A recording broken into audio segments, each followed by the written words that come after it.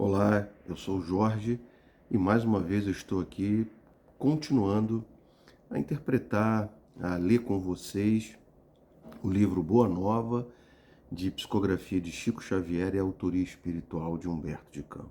Hoje, capítulo 14, a lição a Nicodemos. Fala sobre reencarnação, sobre resgate, sobre lei do amor, enfim, vamos ver como Cristo consegue fazer com que todos esses assuntos, todos esses temas estejam conectados através do ensino a Nicodemos. O capítulo começa falando para a gente quais as pessoas, como as pessoas percebiam Cristo. Humberto de Campos escreve assim: os mais humildes e pobres viam no Messias o emissário de Deus, cujas mãos repartiam em abundância os bens da paz e da consolação. As personalidades importantes temiam. Primeira reflexão: como nós hoje percebemos, sentimos o Cristo em nossas vidas. Nós ainda tememos a Ele como as grandes personalidades ou as personalidades mais importantes faziam na época. Nós estamos percebendo Cristo em nossas vidas apenas como um dispensador de milagres e possibilidades de recomeço. Como é isso? Então já deixo para iniciar esse processo para a gente ir acrescentando um pouco mais de pensar sobre isso, que é muito importante. Depois, Humberto de Campos traz uma lição que Emmanuel já fala para nós em outros livros, dizendo que Jerusalém, com o seu cosmopolitismo, era uma representação, um relato do mundo. Muitas vezes a gente se pergunta, temos também isso, por que o Cristo veio no povo de Israel? Já falamos sobre isso, mas aqui também fica isso. Como Jerusalém representava o mundo nessa coisa cosmopolita, ele serve para nós hoje como referência a Jerusalém, a nossa Jerusalém. Tanto que lá no Apocalipse de João existe a nova Jerusalém, que vai vir depois que o homem entender o amor de Deus no seu coração. Aí se estabelece uma cidade celestial, que o nome é Nova Jerusalém. Então isso é uma representação. E conta pra gente, Humberto de Campos, todas aqueles que estavam ao redor do Cristo. Ele fala, os servos que sentiam com todo o calor do coração, sacerdotes que o combatiam abertamente, convencionalistas que não o toleravam, indivíduos abastados que se insurgiam contra seus ensinos. É aquilo que quando a gente vai percebendo nos evangelhos a leitura por onde Jesus passa e das pessoas que ele atrai, a gente pode dividir em três grandes grupos, né? A multidão, os discípulos e os inimigos. Mais uma reflexão: aonde nós nos encontramos hoje ao redor do Cristo? Nos inimigos? Nos discípulos ou na multidão? Creio que nos inimigos não, espero que não.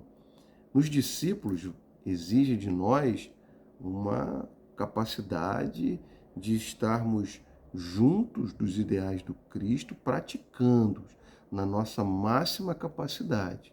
E multidão é aqueles que se chegam perto do Cristo, da sua figura, muitas vezes nos momentos de dificuldade, para receber dele o carinho, o amor, a misericórdia, a cura, o afeto, mas depois retornam à sua vida normal.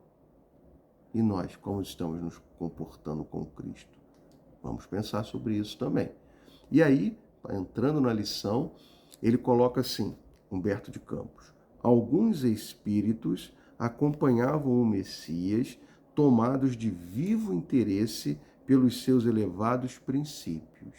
Entre estes figurava Nicodemos.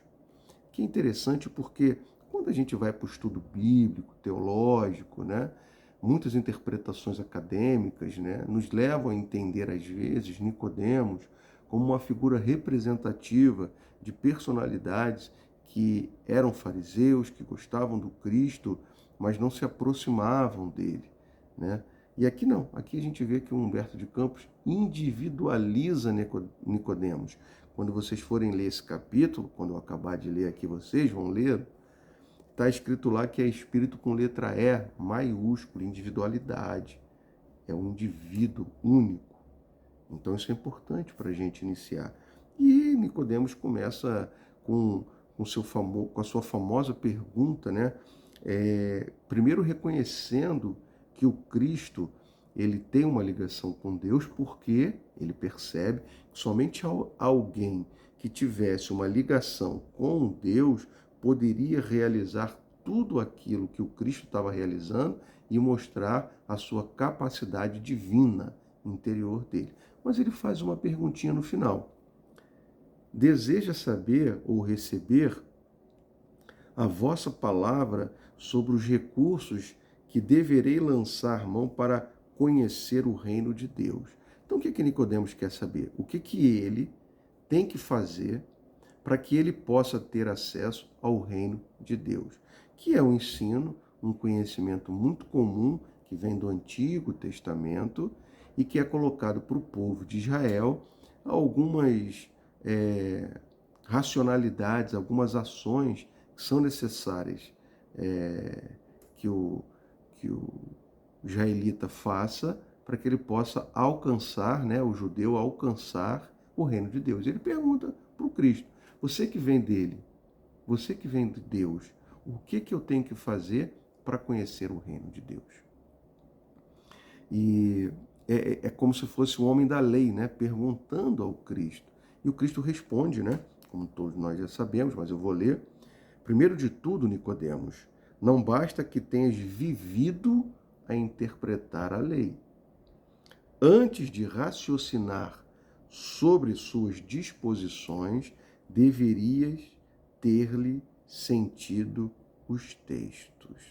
Ou seja, sentir acima do raciocinar. Cristo está dizendo que, e é por isso que muitas vezes a erudição, a cultura elevada, não tem nada de mais importante ou de algo tão relevante que nos ligue a Deus. Porque ele está falando assim, olha, você que interpreta a lei, você que conhece a lei, antes de interpretá-la, antes de você raciocinar sobre ela, sinta ela. Algo como Alcione, no livro Renúncia, nos diz. É preciso primeiro conhecer, meditar, sentir, para depois viver. E o Cristo está dizendo isso para a gente. A nossa ligação primeira com o Pai é o sentir, é o coração. É aquilo que nos faz humano. É aquilo que transborda a divindade que todos nós temos. Então ele lança isso para Nicodemos, dizendo, poxa, você tem um cabedal de conhecimento, uma capacidade de interpretar a lei muito grande, mas você já sentiu essa lei? E ele deixa, ele coloca, ele induz a um raciocínio íntimo. E nós? Como nós estamos nos comportando diante dos ensinos do Cristo? Estamos primeiro preocupados em interpretar, em raciocinar o seu ensino antes de senti-lo? Cristo dá uma dica. Antes de tudo, é preciso sentir essa lei. E continua. Como pode um homem nascer de novo sendo velho? Poderá, porventura, regressar ao ventre de sua mãe? Essa é a tradicional pergunta que vai levar Cristo a falar sobre, para nós, do movimento espírita cristão, sobre a lição do renascer, sobre a lição da reencarnação. Mas um velho homem como Nicodemos, estabelecido nas suas convenções, ele poderia, de alguma maneira, voltar atrás e começar tudo de novo? Na cabeça dele isso seria impossível. E aqui ele parte para uma compreensão absoluta da palavra do Cristo, renascer de novo. Ele entra nessa figura como um renascimento de uma criança, né? De um ser humano novamente. E o Cristo, então, ele continua. Em verdade, eu reafirmo que é indispensável que o homem nasça e renasça para conhecer plenamente a luz do mundo. Então, Cristo já coloca mais uma rodinha no nosso entendimento. Para nós, espíritas, o movimento da reencarnação. Nascer, renascer, quantas vezes for preciso, como está lá em Kardec, como Kardec colocou. Então, a gente precisa entender esse mecanismo. Mas a figura de Nicodemos tinha essas dificuldades. Como ele poderia fazer isso? E ele fala, Jesus, você é mestre em Israel e ignora estas coisas? Então, muitas vezes nós nos encastelamos nos nossos conhecimentos, nos nossos saberes e ficamos fechados dentro dele. Por isso que o Cristo fala, antes de raciocinar, sinta o ensino de Deus. Porque ele está dizendo para a gente assim, ó, se você ficar querendo interpretar, raciocinar a lei antes de senti-la, você vai ficar enjaulado, preso nessa lei. E ele coloca, o que nós sabemos sobre Jesus?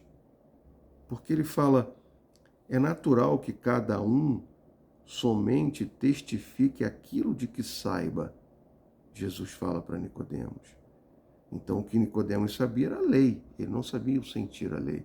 E nós? O que nós podemos testificar hoje? O que nós conhecemos? O que nós sentimos da lei de Cristo? Isso é importante para saber se a nossa direção, se a nossa capacidade de viver como ser humano em sociedade está mais próxima do Cristo ou dos homens, do ensino dos homens.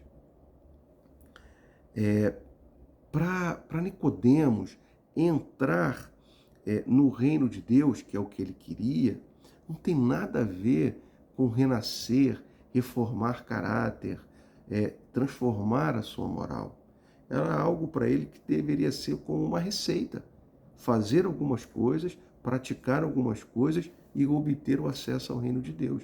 E Cristo está dizendo para ele e para nós que é preciso o homem sentir essa lei, viver essa lei, para a gente poder se aproximar desse reino. E esse movimento só vai ser possível renascendo, nascendo, reencarnando. Esse é o ensino dele. E Nicodemos parte com isso na mente e vai trabalhar isso de uma maneira íntima. Mas 2 discípulos estavam com o mestre nessa lição, André e Tiago, e ficam também, como a gente diz, com a pulga atrás da orelha. Mas, afinal de contas, como é que se dá esse renascer? Como diz Humberto de Campos, eles estavam com as mesmas perplexidades de Nicodemos e interrogam o Cristo, né? Como é que poderia isso? E Cristo responde a André e a Tiago, por que tamanha admiração em face destas verdades? E dá uma lição sobre o renascimento, uma linda mensagem de amor. As árvores deixam cair seus frutos, são podadas, e ele fala assim também um homem. O homem está com uma veste, e essa veste precisa ser trocada. E diz, a morte do corpo é uma mudança indispensável. Então a morte é um processo natural, indispensável ao crescimento espiritual nosso. Para que nós já discutimos isso em outros capítulos, é uma necessidade que a gente tem. E André ainda sente uma nova compreensão, agradece a ele e coloca, mestre, já que o corpo é como uma roupa material das almas, por que não somos todos iguais no mundo? Vejo belos jovens juntos de aleijados e paralíticos. Excelente questionamento de André, né? Por que nós não somos iguais, já que isso é apenas uma roupa? Por que não podemos todos termos roupas iguais, termos o mesmo tipo de corpo, o mesmo tipo de...